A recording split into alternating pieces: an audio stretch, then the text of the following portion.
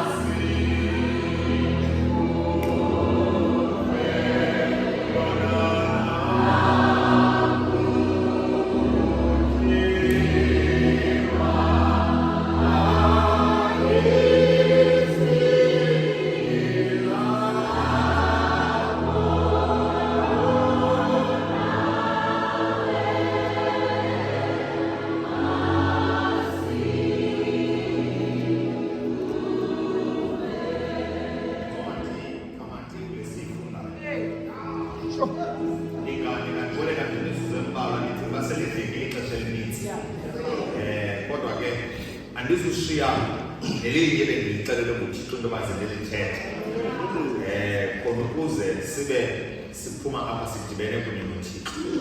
Yincwadi le ebhalwa nguMateyu. uMateyu ke xa ebizwa yenye yencwadi ekuthiwa zigospel. Igospel ezi zenziwa zincwadi ezine, nguMateyu, nguMarku, nguLuka ndawonye nabanakane noYohane.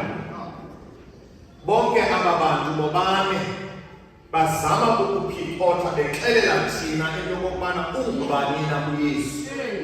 uMateyu noMarku noLuka noYohane bangabafundi bakaYesu, kodwa bathe bobona into yobana ayinawuphelela le nto kubantu baseGalili nakwaSirayeli naphina, kodwa mayizofika nalapha eMonti. Bathi xa beqokelelwa bebizwa kwathiwa yincwadi zegospel. Namasiyamba sonke le nto ke kuthiwa yigospel, it is the life, the death and the resurrection of Christ. Ukuba ngaba ke uyayifunda enye yezi ncwadi and at some point you do not find a Christ that does not die, that is not the gospel. If you read these 4 books and you find a Christ who dies but does not resurrect, that is not the gospel. Because the gospel is a combination of the life, the death and the resurrection of Christ. Umbuzo ke omkhulu ngothi yintoni ebangela uMateyu noMarku noLuka noYohane basenzele incwadi enkulu kangaka, besenzele umlembelembe wento, kanti bonke bazasixelela ngoYesu. Kutheni bengavelanga badibana ngentloko bonke basixelela ngalo Yesu mnye? Kutheni bezasenzela incwadi ezingaka? Noma siyama sonke ifikile lena nathi singabantu abatsha esinayo. Mhlawumbi ke mandiyilungise ngolu hlobo. Isizathu sithi umntu omtsha waseMonti, uThixo kaMateyu akafani noThixo kaYohane, uThixo kaLuka akafani noThixo kaMarku. Yiloo nto nam xa ndinokubuza into okokubana ungubani uThixo kuwe, uthi mhla ndaswelekelwa ngumama notata waba nguyise wenkedama, mhla ndandingenanto kutya waba sisonka sokuphila. He is a God who attends our needs ngendlela ezahlukeneyo, and that is why we have 4 different gospels singenancwadi eyi-1. Now each and every person obhalayo le ncwadi, andanoba ezitepi zithi ngumdala ongagqitheli na. Xa aba bantu bebhala ezi ncwadi, uYohane yena shem ufuna ukunibonakalisa into yobana lo Thixo lo mntu nithetha ngayo nguYesu, unguThixo ke dala yazi. Ize noba kwenzeka ntoni nimazi into yobana he's what? He's God. uLuka yena uyibhala le ncwadi emveni kobana eve kuMarku kuMateyu into yobana kuthiwa kuza uYesu oza kuzozalwa ungumJuda. Futhi amaJuda kwabonakala into yobana ayambanga lo Yesu ngoba engumJuda, kwathiwa ngowabo. Wakrwela incwadi uLuka ebhalela uTheophilus, athi Theophilus ndifuna ukukorektha into emistekwa ngamaJuda, ngoba lo Yesu engumJuda baye bambanga, banento ethi unguYesu wabo. I want you to write this book and send it to the outcast and the marginalized. Ubaxelele into yobana nabo unguThixo wabo lo Yesu wazalwa. Mhlawumbi ixesha elininzi apha enkonzweni lo Yesu uye wadefinwa for abantu abathile. Ayike thina sanuba ngathi angiyazi le ndiyithethayo. Lo Yesu ukhe wenziwa ngokungathi ngabantu ababangcwele. Nawe wena mntu ngumono omkhulu, futhi xa sivuma la ngoma sike sikujonge, he's also a Christ to you. Niyathanda into yokokubana kuba nina ningekabi pregnant thina sesikhe saba pregnant, nibe nento ethi kuba simithile thina saba nabantwana singekho semtshatweni, lo Thixo ayingowethu, he's ours as well. Masiyama sonke. There's a point enkonzweni apho kube khona umfundisi wami odelikithi Jesus abafuna ukuzenza abagwili apha enkonzweni. Luke is trying to say to us, in as much as he's God to you, wena mntu ongekasikwa kwi-church board, he's also a God to me, mna mntu laziyo ukusikwa kwe-church board. And Luke says to them, ndiyafuna into yobana xa nidibana namaJuda ningakhubeki xa besithi nguYesu wethu lo singamaJuda, because nami ungumJuda. Tell them into yobana lo Yesu ngowethu sonke. There's a sad word esisebenzisayo ke ngoku kubantwana abalala ngaphandle ababakhuthuza kuthiwa ngamaphara. Ukuba ngaba you believe that he's God to you, he is also a God of a party. And Luke writes this letter to Theophilus. But I like Mark when he writes,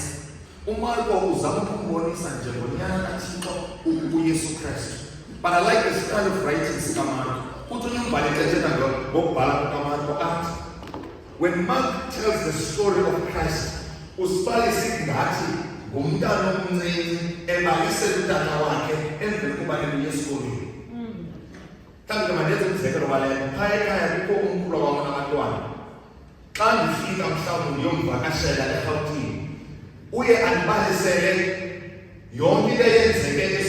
in a minute's time. At school we play soccer, at school we play hide and seek,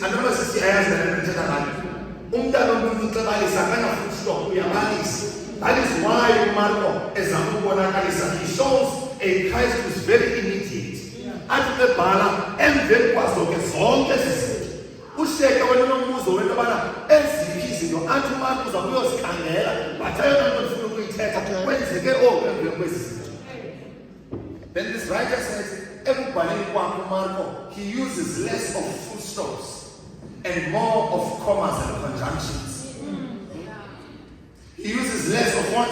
Of full stops and more of commas and conjunctions. Then this writer says I saw which singamakrestu singafunda nto endleleni yokubhala kukaMarko ngoba yena xa balisibaleka Yesu akabeki full stop ubeke ikoma ngentetho ethi ubomi uyaqhubeka.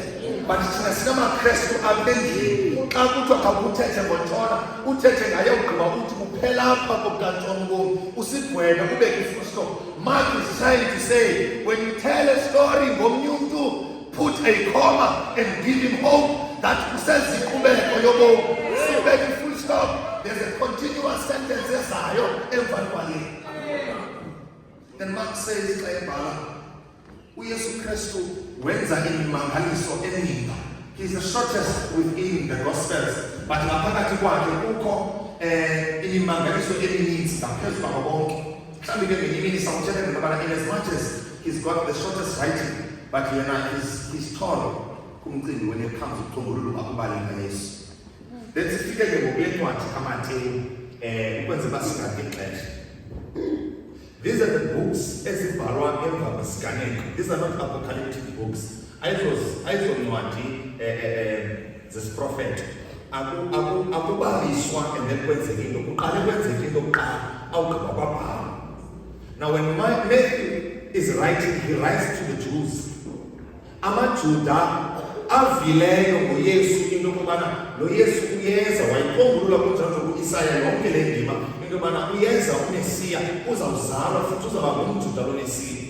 Now allow me to say that AmaJuda went to the synagogue Sabbath in Sabbath out befuna into yokubana uzawuza njani lo Mesiya okwesibini uzawufika nini uzawufikelaphi bezigqala izibhalo.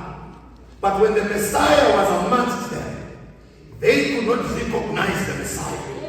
Now when Matthew writes to them, he says, shame unto you, uMessiya ugqithile. As a matter of fact, you guys have crucified him emnqamlezweni. Bamangaliswa abantu abangamaJuda bana besisoloko simlindele lo Messiya, but ekubemba uMessiya efikile kubo, they could not recognize him. Hey, yangathi ngamasabatha ka-2024 ahlalayo umfundisi uNkulunkulu emveni kwesabatha siqala izibhalo simtyhila uEllen White from Desire of Ages, Patriarchs and Prophets and Kings sizama ukukhangela imini yesiphelo kodwa when the last days come siphila sisesekuqaleni.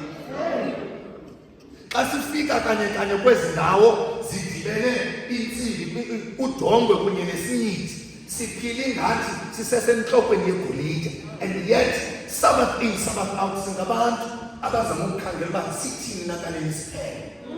Mhlawumbe ke phambi kwabana mandibeke phambili mandiyithethe kwethu lumka kwavala uyawayimina xa sele kusithiwe indawo ayikho ngoko ke papa. The Bible esifundayo ngoku uYesu sidibana naye sele selikutheleni ehamba phezu kwamanzi kodwa kufuneka into yobana sibuyumva si-understande kuqala ithi iBhayibhile kusemveni kokubana uYohane egqitywa ngumntu entloko siyakhumbula libali. After uJohane emnqule intloko uJohane ke cousin kaYesu. Emva kokubana lebulewe uYohane ithi iBhayibhile wazuyesu wahamba wabheka enhlango khona ukuze abe yedwa enhlango. Mhlawumbe ke ngenxa yabantu abenze i-psychologist masesithi uYesu ebe angagoba imicimbi yegrief. Yiyo lento ebedla yohlala enhlango yedwa ngoba ukhazini wakho ugqiba usweleke. But then the Bible esaqhupheki nje ivele seyisithi saye isihlwele simlandela uYesu. Waze uYesu wasibiza isihlwele wasihlalisa phansi waze wasondla uYesu. Read the Bible again. uYesu Kristu usenhlango, but njengoba senhlango egowa yedwa, there was a crowd that needed to be fed by him, despite the fact that uyagowa kodwa kufuneka into mana makonde square. Can I talk to some Christians today? Uhambani ngoba akekho limited. Sometimes lokudinga into mana mawukhansiliswe libilizwe lidinga into mana wena mawukhansilishe lona. Christ never had a time into mana makasijonge because ibona into mana iyachabalala ilizwe. But ena ndawo ngiyithanda kule ndima uzawufumanisa iBhayibhile ithi emveni koba uYesu efikile enhlango kuba sonke siyayazi idesert njani kamani koba nabasuka naseNamibia bayibona idesert ayithetha ukugoba kanti njengoba uYesu esedesert yena isihlwele siyafika. Go read the Bible very carefully. It waze uYesu wabahlalisa phansi engceni wabondla. Usenhlango uYesu yedwa enhlango. But the Bible ngokwe ngamabongo iye ithi waze wabahlalisa phansi engceni wabondla. Ungangibuzi bivelaphi ina enhlango. All I know is that inhlango yakho uThixo akazange ikhuphele ebantwini. Enhlamba sivanga zakhathesi. nguYesu into ogowayo bantu abathi. But ukwiswele esifuna ukondliwa akathanga kuba yena eandagowa i-experience yenhlango wathi hayi ke sonke sawuhlala enhlango, but he prepared greener pastures for more. Sadly enough sinabantu abafumana inhlango ezindlini zabo bathi xa befika enkonzweni bemeba basinike i-greener pastures bathi sawuchaphazeleka inhlango sonke. Anhlamba siyivanga zayiphila. There are times where ube usafarisa ngenxa yobomi bakho, but because sifika sonke kwirali ufika ube nengcwangu ayoyethu inhlango yeyakho. Prepare greener pastures for us.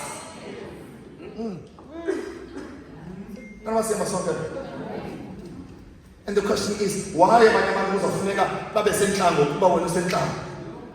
Amfundisile make personal. There are guys who are suffering, not because they are meant to suffer, but because the lady is bleeding on top of the young man. Ayinguye owonileyo wophela kuye ngenxa yokuphethwa ngabanye abantu. Kuthena usiza nenhlango yakho kuye. It's not his nhlango. It's not his nhlango. It's not his what? It's not his nhlango at all. But Christ makes the point that I need to draw a line. When uYesu ndiyagowa because brother wamswelekile. But ngoku abantu badinga ukondliwa. Can I talk to preachers? Siyathanda ukwenza ipulpit indawo yobetha abantu. Siqabela ipulpit ukuba thina sonzakalisiwe. Yilonto sonzakalisileyo. Sisebenzise this is not a place to create into yokubana masilwe nabantu. If unenhlango yakho thetha noThixo, ihole inhlango abantu, give them greener pastures. Right. But the Bible says, emveni kubana uYesu ebanikeze inhlango. Sorry, emveni kubana uYesu esenhlango, into yenze uye wondlalinza bahlala abantu phansi. Vumani ke ngithethe kwethu. Siyayazi ukubana ayikho inhlango phela. I mean ayikho inhlango. But I want to tell you about Christ made the desert to be conducive for abantu ababaze uYesu Kristu. He's a Christ who does not take away inhlango, but akulungiselele imeko apha enhlango. Enjenisela kananiva imithandazo yethu eleke sithetha noThixo sisoloko sisithi Thixo susa le ntlango is not going to remove the desert, but it's going to create greener pastures within the desert. Some of us are suffering. Vumani nithi le nto nisafarisa kuThixo akaziyekisa uzawuqhubeleka khona, but God is going to create greener pastures for you within it. God has a tendency of not taking us out of the desert, but rather creates indawo ezosenza into yobana masifaneleke kule desert. Nithina bethuna uShadrach, uMeshach no-Abednego befaka emlilweni. Uba ngabe bendim nawe ngesathandazela into yobana Thixo cima umlilo, amandla kaThixo awakho asekubeni uba makucime umlilo, kodwa amandla kaThixo alapha ekubeni uba uthi umlilo utshisa ungatshi wena. Aba bafuna ukukutshisa batshe bona. Tana masiyamba sonke. Mhlawumbe mandiyikhwalifaya ngokuthi bakhe bahamba abantu entlanga. Kwasuka kwathi amabethu ilitye kuphuma abantu. Ngubani owakhe wasela elityeni? But God made intlanga into yobana mabakwazi into yobana mabathini mabatye kuyo. And the Bible says He created ingca, bahlala phantsi abantu benze into yobana mabafanelele entlanga batye. Then the Bible says bathe emveni kobana besahleli njalo bathi abafundi bakaYesu liyatshona manilanga Yesu bandulule bahambe bayothenga ukutya. Litshonile ngokilanga. Read the Bible very carefully. Abalandeli bakaYesu ngabo ababiziweyo nguYesu. Isihlwele siso esibiziweyo nguYesu. But abantu bokuqala ukudismissa i-crowd nabafundi ababiziweyo bedismissa isihlwele esibiziweyo. Sinabantu ezikonzweni zethu sithi ngoku sibiziwe nabo bebiziwe babe nento ethi basemagunyeni okusindulula. Ngaphinda ndithethe kukho abantu enkonzweni abakwazi into yokobana bathi kuba bona besemagunyeni babe nento ethi basemandleni into yobana bangasindulula bethuna sizuya ndawo sibizwa nganini. Mhlawumbe mandithethe ke nabandululwa aba. If ever you allow abandululi bakundulule, you are about to miss on a miracle of you being fed by 5 loaves and 2 fish. Until the one who has called you says, and they got to stay. But I'm worried about abafundi bakaYesu ngabo ababathi kwisihlwele masiyana. Athi Yesu no ayolile ndima yeyam. Then Yesu Kristu afumanisa ubana kukho zonke izinhlanu apha nelofu ezimbili. Sorry, ilofu ezinhlanu nefish ezimbili. Athi Yesu abondliwa abantu. Bondliwa ke abantu. Now I want you to imagine with me lo gama bondliwa isihlwele. Abantu abaphethe ingobozi enkulu ngabo abafundi bakaYesu. Njengoba bephethe ingobozi bedistributor ebantwini awubachukumisi lo mmangaliso because banento ethi awubhalelanga ukuthi lo mmangaliso ayisithi abalambileyo ubhalele kwaba bantu bondliwayo. Kama nayiva lo gama uYesu athi makondliwa abantu abaphethe izonka ngabo abafundi bakaYesu. They missed on the blessings and yet the blessing was there. Bagqithisa abanye abantu abayiqalisa kubo ngoba banento ethi awubhalelanga kuthi lo mmangaliso. Amatyela amaninzi siyathanda into yobana sithi njengoba uThixo esikelela abanye abantu singayiqali, kanti intsikelelo njengoba ikulaa mntu ayoyakhe peseye yakho wena mntu iphetheyo. Mna qualify this. Ithi iBhayibhile xa ithetha xa ufunda I think verse 29 izawuthi ngokuba uYesu bamkholelwa emveni kobana bengena emkhombeni kuba zange bakholwe emmangalisweni wezonke. Ngentetho evakalayo when the disciples were distributing the bread, babengathanga nqa. There was nothing wow about Christ esandisa isonka kondliwa abantu abaninzi. As a matter of fact abayibhekisa kubo kanti uYesu ufuna into yobana ngabafunde nto.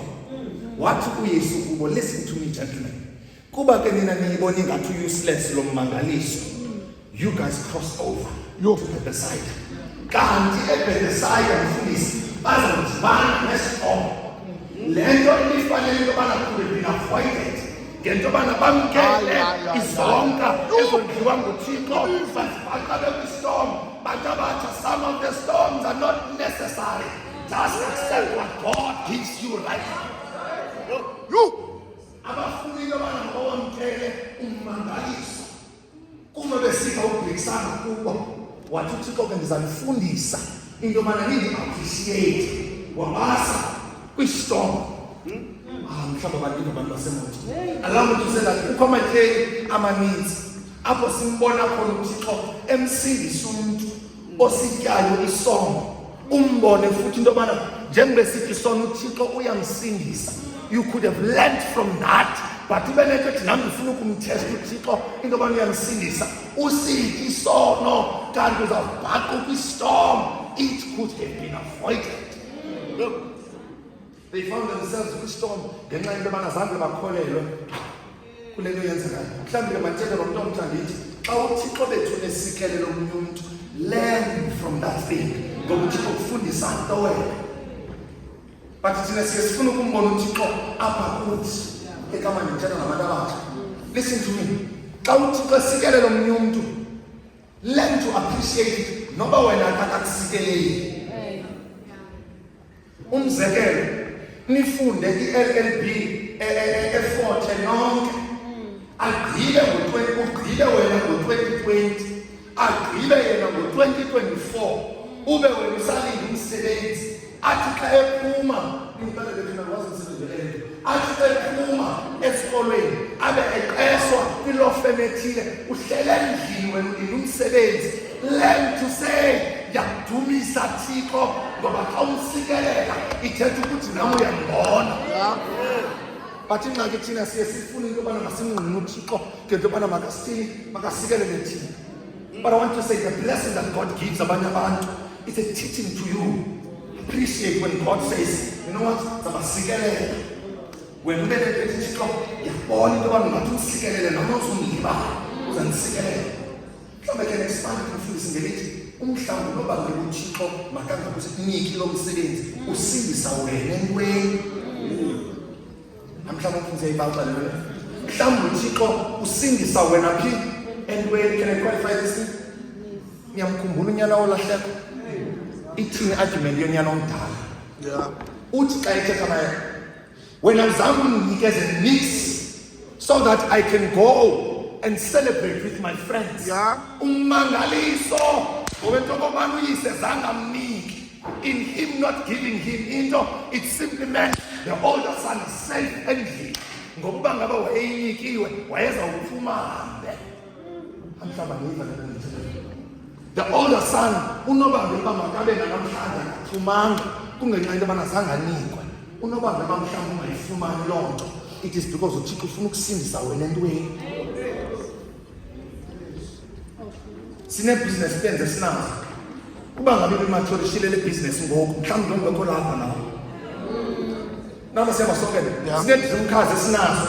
Uba ngaba mhlawumbe ile dream car kunayo ngoku, mhlawumbe ungasuthini, ungasuba lapha emzweni ngoku.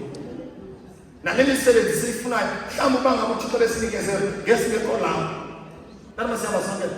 I always share with a friend of mine. This is we celebrate crush yam Natasha Tower. It is like a food, National Bonds, it is a jar. But in some people, Emma Nico Natasha Tower, I asked them to come way. It's not a bad thing that I get married to Natasha Tower. But uThixo uyambona into yobana zathi xa ngena pha noNatasha Tower ndingayihloniphi inkonzo. So therefore Ntona, don't get married to her. Not because uThixo akanifuni, but uThixo unisindise entweni. The disciples missed the point. They missed the point. Abazange bafuna ukumva uThixo ethetha kunye nabo. And I want to say, ukusukela namhlanje ubheka phambili, just know when God blesses omnye esekaleni kwakho, wenze into yobana wena mawufunde nto. Abasithole sibadele bathi after uYesu esithi kubo, okay, manje kuba nyanga ngoku andithanda ngabo mangalisi, you cross over at uYesu to the side. I love that part. Then Christ says, cross over to the side. Uba ngabe uYesu ebethe cross over, Belizaba nengxaki. But uYesu wayeyazi ukubana there's a storm that's coming. He said, cross over to Bethsaida. Ngelethe evakalayo bantu baseMonti, the final destination is a sword. Ewe ukhwithelo luzoba khona, kodwa masibambelele lemazwini athi siyaya eBethsaida elizwe. Ewe apha endleleni kuzoba khona ukhwithelo, silahlekele nangabantu, but eyona nto siqolisayo is that the directions are a sword and the final destination is a sword. Ngoku ndiza apha eMonti, ndicelile kumama Zawule, ndathi mama Zawule ndizawucela into okubana ke undidirect ngoba ndizange ngayana eCambridge Hall. Wandinikeza i-direction wathi kule ndawo uzawusuka kuyo uzawuhamba straight, emveni kobana uhambile uzawugqithisa igaraji yakwaSasol, emveni kwegaraji yakwaSasol uqhubeke. Xa ubone yakwaShell sewukufutshane mfundisi. Mfundisi wam andizange ngeza phi eCambridge Hall. Kodwa ndithe xa ndiphuma kule ndawo endisuka kuyo ndayibona igaraji yakwaSasol. Ndagqitha ngokwe-directions zikamama Zawule, ndambona uShell garage. Ndithe ndingekafiki eholweni laseCambridge, ndanento ethi likhona iholo laseCambridge ngenxa ye-directions. Vumani bethuna ndithi isenokwenzeka into yobana izulu belisenenidoubt, the signs are clearly showing that the returning Son of God is very near. Nyamezelani bethuna i-directions yasikhombisa izulu likhona.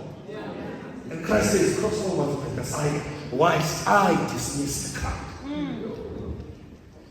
Bawela mfundisi lo gama abawelayo ethi iBhayibhile uYesu washiyeka elapha entabeni. Njengoba behamba ithi iBhayibhile lwaze bafika ukhwithelo bona bepha elwandle. Ngenye imini sawuncokola ngentobana futhi ndiqinisekile intobana baba nento ethi yazi baqele lokuqala ukhwithelo. Lokuqala singenalo uYesu apha emkhonweni. Okay. Oludlulileyo ebekhona apha. Ngokubana lento ethi kuba ebelapha uYesu ngesithi ngokuphisa umdeleleke ngokuYesu esafumaneka, there's a time ungazumfumana. Then the Bible says njengoba befika apha elwandle luvele olukhwithelo. uYesu yena uhleli entabeni praying. Mhlawumbe nombuzo olulelo lobana why is Christ left alone praying and yet they are suffering? But I love the Bible ithi Bible uYesu wababona bebulaleka. Mhlawumbe bengingangayikwazi noyiphazana lithi don't worry, let me trouble as a it is enough that God sees you. Ithi iBhayibhile waze washiyeka yena apha entabeni uYesu ethandaza. Ukuze kuyiqonde isizathu sikaYesu sokuhlala entabeni, kunyanzelekile into yobana ukubuyele kwaba-grade 12 ukhangele incwadi ye-geography.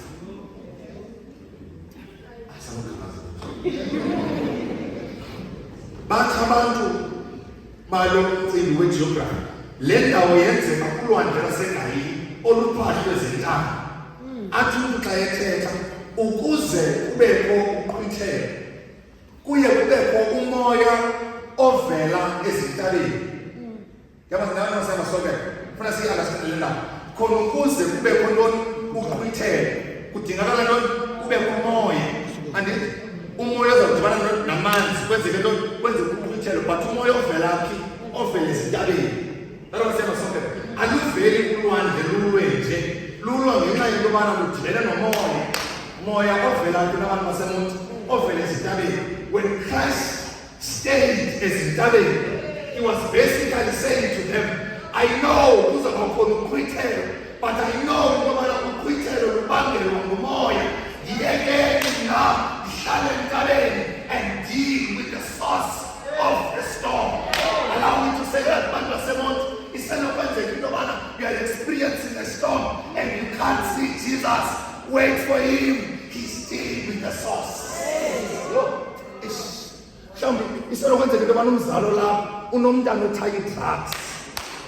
And you've been praying for years.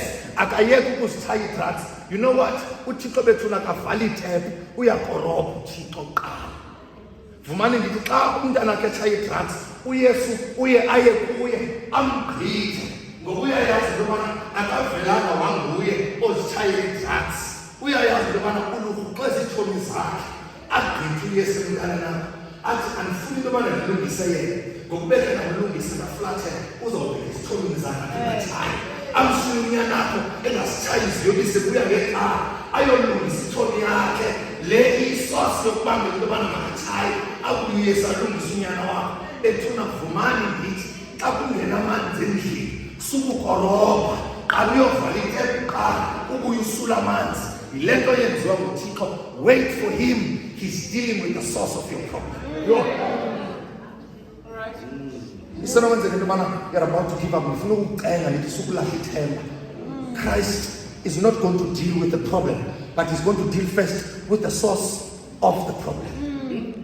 Namasemba sonke sele namhlanje sinabantwana abaqeqedekileyo enkonzweni, somehow there's a father that failed. Sukufuna ulungisa lo mntana uThixo akathi uqala ulungisa yena, he's going to uzawuqala ulungisa qala uyise qala abuye alungise umntana wakho. Namasemba sonke we are worshiping a Christ who does not only fix the problem but alungise unobangela wale ngxaki. Therefore ndiyafuna ukuthi ukwenza umlindi uThixo usalungisa lento ibangela into bana ngobe sengxakini. Then the Bible says uYesu Kristu njengoba bebulaleka wavela uYesu on the fourth watch hour. I-fourth watch hour ke bethuna ayingo-4 njengoba sicinga njengoba ndithetha ngeXhosa. Ukuze ucacele kofuna ukuba ube nombono wale watch ihlala edongeni enkulu. Ukusukela ngo-12 ukubheka ku-9 i-first watch hour. Ukusukela ku-9 ukubheka ku-6 i-second watch hour. Ukusukela ku-6 ukubheka ku-3 i-third watch hour. Ukusukela ku-3 ubuyela ku-6 into fourth watch hour. Noma siyama sonke ukusuka ku-12 ukuya ku-9 first watch hour. From 9 to 6 second watch hour. From 6 to 3 fourth watch hour. Noma siyama sonke xa iBhayibhile isithi then uYesu wavela ehamba phezu kwamanzi on the fourth watch hour, it simply means uYesu uvele phakathi ko-3 no-6 ekuseni. Yiyo lento it makes sense into yobana bathi ungumsholovu okanye ungumthakathi kakade ngamaxesha wawo la ngaphakathi ko-3 no-6 anamasiyama sonke. But the element afuna ukuyiveza uMarko into yobana ubusuku obu bonke bebebulalela ngamanzi, then uYesu uzovela ekuseni kusa. Yafuna ukukutsho kuwe ndithi inyamezele le nto kuyo uYesu Kristu uzawuvela. Wait for him, he's going to come on the fourth watch hour. It might happen into yobana awukamboni, wait for him, he's dealing with the source. Isenokwenzeka into yobana awukamboni, wait for him, the fourth watch hour is coming. But before go to get the Bible then says wavela uYesu ehamba phezu kwamanzi. Kuba ke bekhona befundisi bengazuthetha abantu bengekho befundisi kuba kukhona bona. Then the Bible says xa uYesu ehamba phezu kwamanzi, the Greek word used for ukuhamba phezu kwamanzi is the word parapaton. Noma ulibamba bethu nalibalekanga. But I don't know the parapaton, it simply means to walk very slowly. And okwesibili njengoba ehamba ithetha ukuthi akukho space in between the legs. uYesu Kristu njengoba ehamba ngentethe evakalayo uthe phu esiya ngakuye eyosombulula uqhwithelo. Allow me to say that njengoYesu umncamele, she's busy parapatoying on top of your problems. When uyafuna into yobana makafike, wait for him, usathe uYesu. And okwesibili unobangela bangaxhani akafuna ushiya any space in between so that your problems zonke zibe zibolekile. Bantu basebonke, be patient, he's busy parapatoying on top of your problems. And the Bible says xa ehamba uYesu esiza phezu kwamanzi athi uPetros xa esiza uYesu, if it is you, command me to come walking on top of the waters. Ukuba ngaba nguwe ngentethe evakalayo uPetros unethi sinayo into ethi sinayo into ethi nguwe, but ukuba ngaba nguwe ndakubona ngokuba uthi mna mandithini mandihambe phezu kwamanzi. Noma siyama sonke le nto ke ngoku azawuyenza uYesu athi kuye wamkhomanda uYesu wathi walk on water. Yinto ekuthiwa it's an imperative command. Imperative command yinto ethi xa ndinongena umzekelo apha kwelo holo ndithi mna ndicela ndikoni ukutshayele kwelo cala, umdikoni xa ndimnikeza an imperative command kusube nam kwelaa cala ndibe nditshayela ndisiza nenkunkuma naye esiza nenkunkuma. uyi-understanda le nto yokuthi andinawukwazi into yobana ndithi kuye makatshayele kanti mna ndizube nditshayele. Ngentetho evakalayo uthi uPetros kuye, command me to come. Ndihamba phezu kwamanzi. Uthe woqala ube kunyawo ngaphandle uPetros alwatshona unyawo, wabekwa olwesibini alwatshona, wabekwa olwesithathu alwatshona, waqiniseka into yobana nguYesu lowo ndibizayo. And not only him calling me, but on the other hand, he's coming towards me. Allow me to say that xa thina singene engxakini naye uYesu kwela cala ungenile. Ewe ndathi ndingekalili uYesu wabesekelile ekhaya. Allow me to say that in any problem you're facing, Christ on the other hand is coming towards you. Then Peter says to him, command me and allow me to walk on top of the waters. Then Peter walks on top of the waters. But ithi iBhayibhile xa ithetha phambi kwabantu bashiya abantu basemoto, ithi iBhayibhile ethufumileke uPetros emkhomeni, wehla wahamba wabheka kuYesu. The understanding is that uPetros yena usemkhomeni, umkhombe that is in a bit higher level kunoYesu. Noma siyama sonke uPetros uphiyele usemkhombeni kanje ngabantu abahleli phaya etafuleni. uYesu yena ulapha ezantsi ehamba phezu kwamanzi.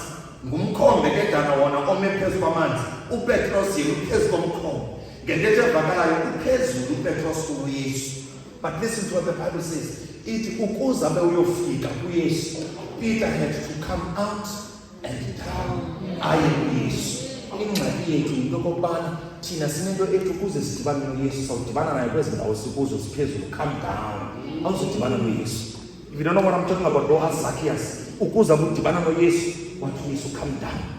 Ingxaki yethu thina siphakamele saphakamela noThixo uqobo. Awuzumazi uThixo, come down. Because uye wonyulwa ezumdala, uye banento ethi yiposted bhetele kunenkonzo, come down. Because you've been called to be a pastor, you're not any better. Sonke singamaKristu siyenzela wena lento, just come down. Then the Bible says, then Peter went out of the boat, then down. But vuma ndithi lo gama uPetros ehamba phezu kolwandle wayenalo loyiko analo. But ithi iBhayibhile ukuze uyafika kuYesu, he had to let go of the boat. Anzuyikhwaza noyikhwaza. Unobangela basingazani noThixo. There are a lot of boats esibambelele. So tengana nani bantu abatsha basemonto, yona nto ndiyizeleyo namhlanje, let go of that boat. You know the kind of boat that's allowing you not to reach where Christ is. You know it exactly. Let go of that boat. Had Peter said, Nkosi ndiyoyika, sondela wena okanye makwenze, uPeter wayezawuphelela ebhotini, afe ebambelele ebhotini. Allow me to say that. Let go of that boat. Then iBhayibhile ithi wayeka uPetros wahamba phezu kwamanzi. Ithi iBhayibhile ke lo gama yayo uqhwithelo bethuna alukatini.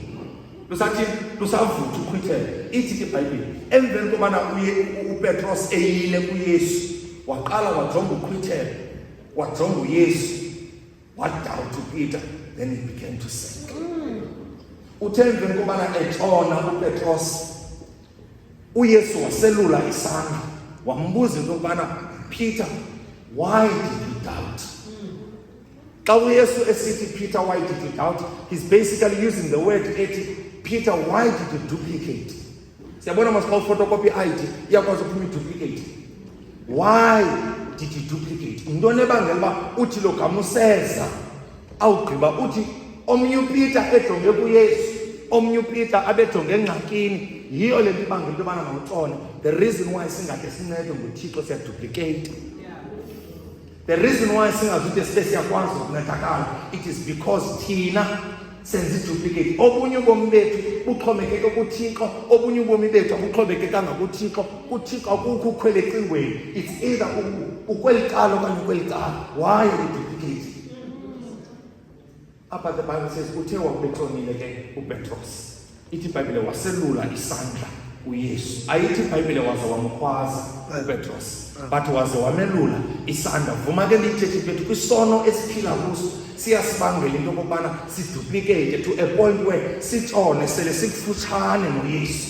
Kodwa allow me to say that sukweyela seluyese selulile isandla. Sukuvuma into yobana mawufele emanyaleni sele eselulile isandla. Athi uNkulunkulu wamasabatha ze kuthi ke konke kwenzekile onke amaqhala Nkosi abe ngawakho emveni kobana uselulile isandla. Ndizokuthi kuwe mntu omthanda namhlanje, ukuba ngaba uzibona usengxakini, mlinde uThixo. He's dealing with the source of your problems. Uba ngaba uyazibona usengxakini, mlinde uThixo. The fourth watch hour is coming. Uzawuthi seyezile kuwe kubonakale ethe khu engangxamanga because uzama ukucima the source of the problems ohamba kuzo. Makathi ke xa uThixo efika kuwe, afike uThixo selumlindile, wolula isandla sakho. uThixo woxolo xa isiselele anethamsanqelisa athi ukunivamele into ngesandla sakho ngokade abuya kuYesu Kristu. Ewe, amen. Amen. Hey, Fundisi.